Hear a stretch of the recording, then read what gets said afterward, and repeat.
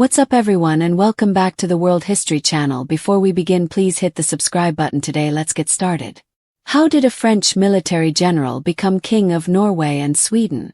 The reign of Charles XIV John of Sweden was similar to that of other kings. During a period of relative domestic peace, prosperity and stability, he sat on the throne. However, a shocking fact about his biography is that he was not born to be a king.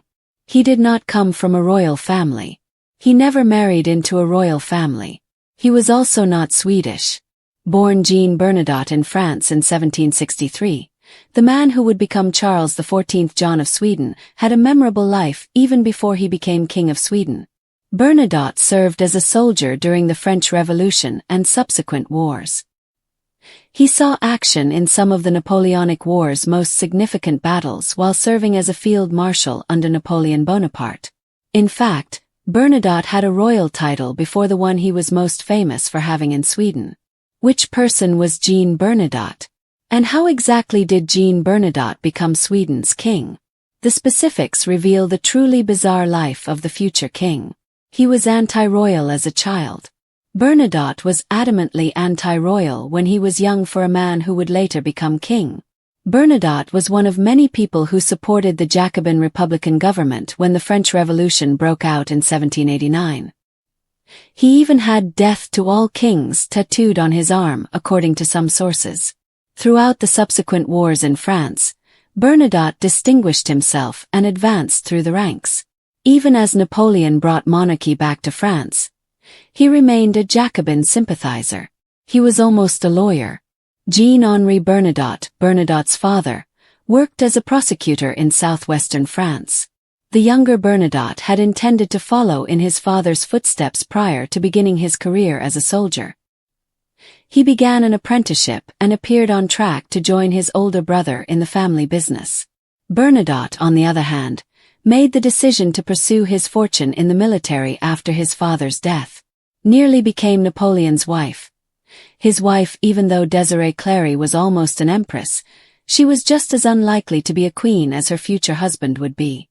Clary became a part of Napoleon Bonaparte's family when her sister married Joseph Bonaparte. In 1795 they got engaged, but they never got married. Josephine de Beauharnais' engagement to Napoleon was called off. Clary, on the other hand, wed Bernadotte in 1798. He was promoted early by Napoleon. Bernadotte was one of 18 generals Napoleon promoted to marshal status when he declared himself emperor in 1804. The new marshalate was made up of a diverse group. Older commanders who saw it as nothing more than a ceremonial token of appreciation, Bonaparte supporters who were being rewarded for supporting Napoleon's rise, and young rising stars who saw it as an investment in their future made up a portion of the group. A fourth group included potential rivals for power who needed to be listened to, like Bernadotte. He had not backed Napoleon in the 18 Brumaire plot, which effectively made him France's ruler. Perhaps Napoleon believed that Bernadotte would remain loyal under the new title. He became Pontecorvo's prince.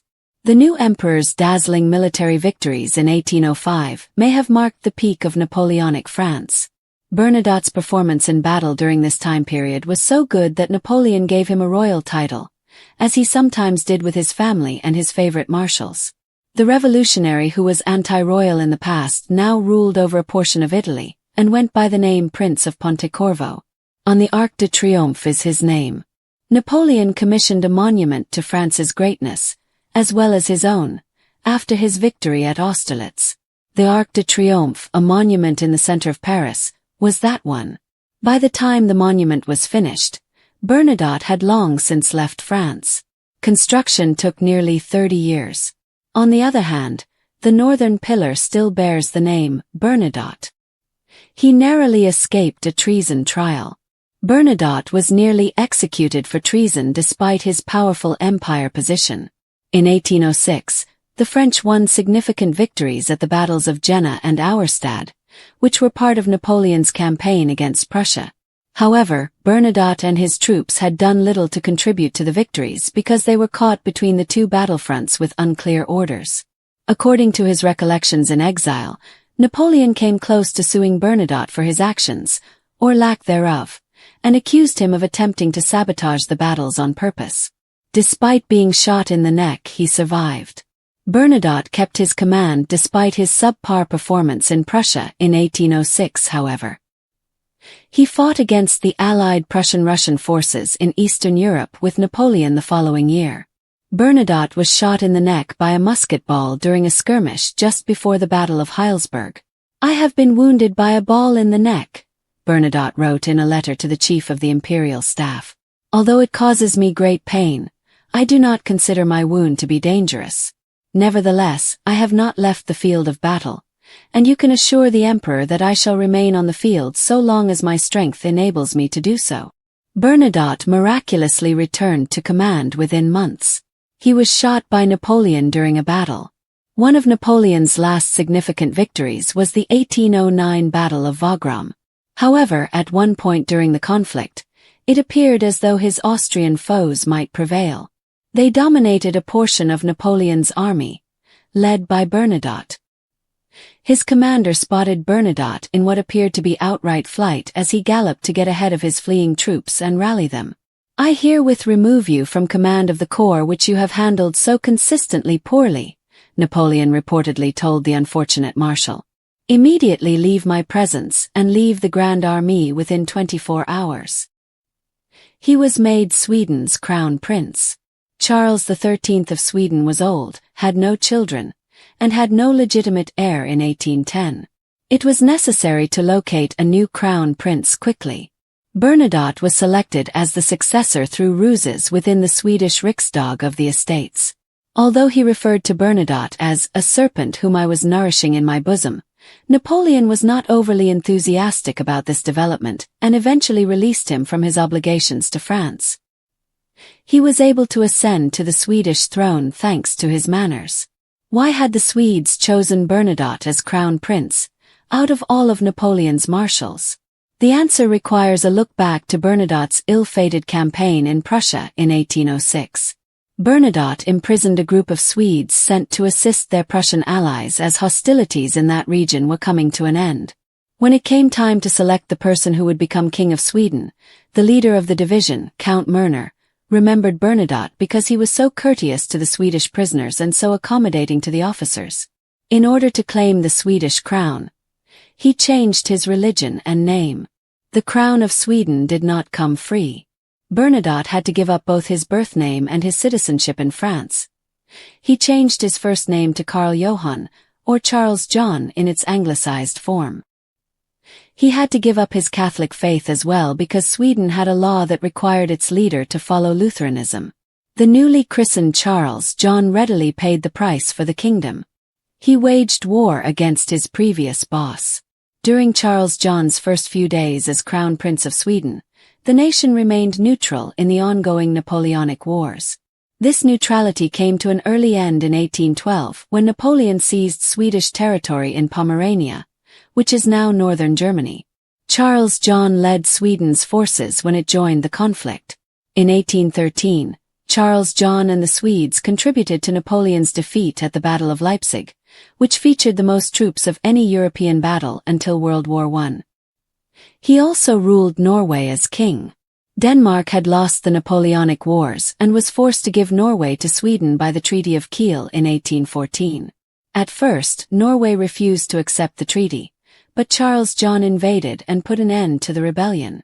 Norway recognized Charles XIII of Sweden as its king despite negotiating autonomy. In 1818, Charles John was crowned Charles XIV John as king of both Norway and Sweden. Until 1905, the nation's union remained intact. During Sweden's most recent declared war, he held command. As a marshal in Napoleon's army, one of history's most storied fighting forces, Charles John established his name and reputation. However, the tranquility of his reign as King of Sweden was masked by this lineage. Charles John's efforts to put an end to the uprising in Norway in 1814 would be his last war. In addition, it would be Sweden's last officially declared war. Sweden's throne is still held by the Bernadotte family. Before his death in 1844, Charles XIV John of Sweden ruled for nearly 26 years. Oscar I, his son, succeeded him. Even though the monarchs of Sweden gave up actual power, they still came from Charles XIV John. Carl XVI Gustav, the current King of Sweden, is the great-great-great-great-great-grandson of Jean Bernadotte.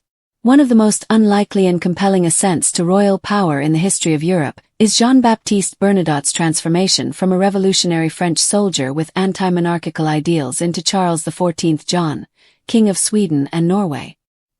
His journey from the French battlefields to the Scandinavian thrones represents a singular convergence of ambition, circumstance, and international intrigue. His story spans turbulent decades of European warfare, political upheaval, and shifting alliances.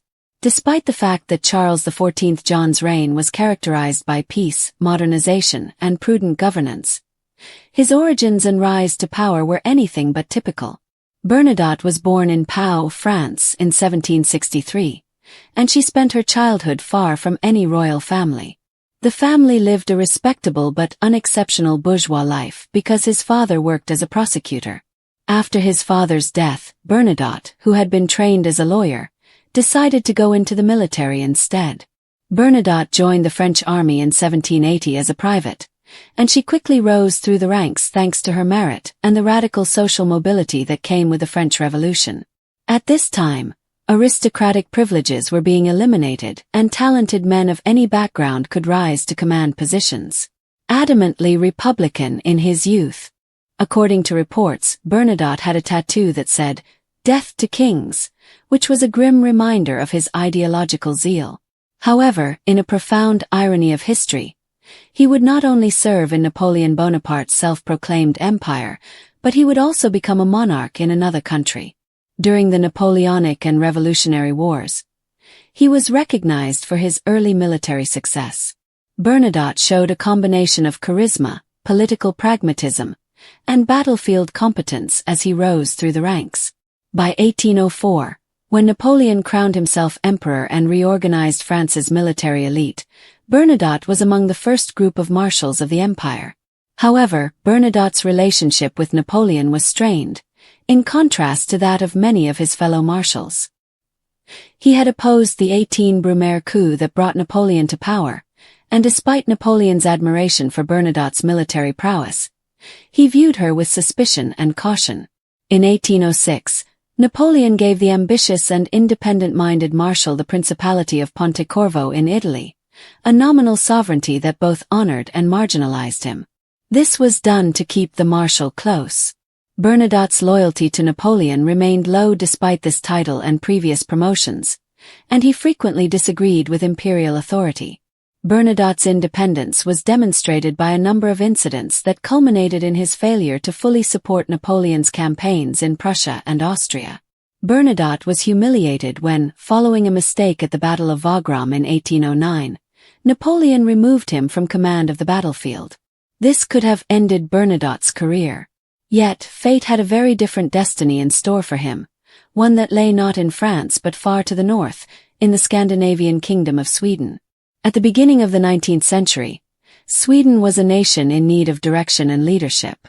In the 18th century, Sweden, once a powerful empire, suffered significant losses, most notably the loss of Finland to Russia in 1809. King Gustav IV Adolf was deposed in a coup the same year, and his uncle Charles XIII, an aging childless monarch, took his place. The political elite of Sweden began looking for a capable successor who could bring military strength, international prestige, and possibly reclaim lost Swedish glory because they were concerned about the succession and wary of internal instability. Surprisingly, they turned their search toward France, which was a strategic source of potential candidates due to its military power and alliance politics. There were a few options, including members of Napoleon's family, but Jean-Baptiste Bernadotte was the one that really took off. There were multiple reasons why Bernadotte emerged as a strong candidate. To begin, he had a good reputation in Sweden.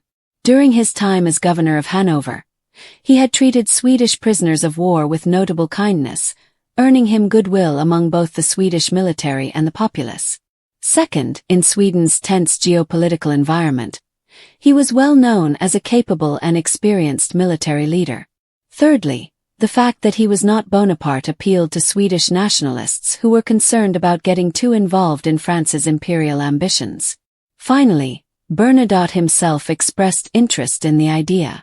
A royal crown in Sweden offered a fresh opportunity, and possibly a path to even greater influence on the European stage. As his career stalled in France and Napoleon's suspicions grew, Jean-Baptiste Bernadotte was formally elected Crown Prince of Sweden by the Swedish Riksdag in 1810. Bernadotte would effectively serve as regent up until Charles XIII's death because the king was unmarried and frail. Bernadotte changed her name to Carl Johan, Charles John, upon her arrival in Sweden, and she was baptized into the Lutheran Church. He quickly became a part of Swedish culture, picked up the language, and started to become popular. Importantly, he applied his knowledge of governance and military matters while preserving Swedish autonomy and traditions. Securing Sweden's position amid the ongoing Napoleonic Wars was one of his first significant actions as Crown Prince. Bernadotte broke off his relationship with Napoleon, his previous commander, and joined the Sixth Coalition, joining Russia, Prussia, Austria, and Britain in their fight against the French Empire. This was more than just a personal resentment for Napoleon. It was also a tactical move. Bernadotte thought that the fall of Napoleonic France was inevitable, and that Sweden could regain lost prestige and territory by supporting the victorious side. As commander of the Army of the North, he had a significant impact on the 1813 German campaign. One of the decisive battles that led to Napoleon's abdication in 1814, the Battle of Leipzig, was won by his forces. At the Congress of Vienna, Bernadotte was rewarded for his defection and military service by successfully negotiating the union of Sweden and Norway. Norway had been a part of Denmark, but the victorious powers took it away because Denmark supported Napoleon. Norway was given to Sweden in a personal union, but with its own constitution and parliament, rather than full independence. As a result, in 1814, Bernadotte became not only Crown Prince of Sweden but also ruler of Norway. Following Charles XIII's death in 1818, he would officially assume the role of King Charles XIV John. Charles XIV John, the king, ruled until his death in 1844, leading a relatively peaceful era. Because he was acutely aware of the dangers of overreach, which had led to the demise of Napoleon and numerous other rulers, he pursued his foreign policy with caution. He was firm but fair on the domestic front, resisting liberal reforms while simultaneously modernizing the administration, enhancing infrastructure, and bolstering the economy. During his reign, Sweden began industrialization and placed an emphasis on national unity. Notably, he never went back to France and was still wary of letting French influence rule his new country. Although he was well liked by many, he was also criticized for his autocratic tendencies. He strictly controlled press freedoms and political dissent. Expectations.